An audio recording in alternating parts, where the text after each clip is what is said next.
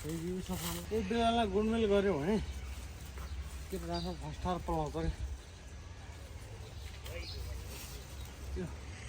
होलीको दिनमा यो पालि होली भएन प्याज ल्याएर फालेर यस्तो प्याजको पात पलाउँछ नि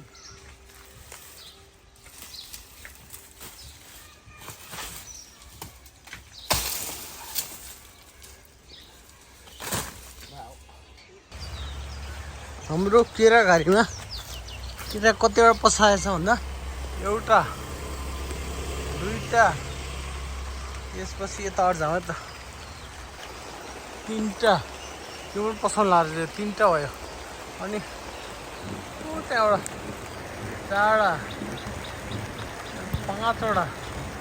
पाँच गरी केरा छ है दाइजी हामीसँग टेन्सनको कुरो बुझेर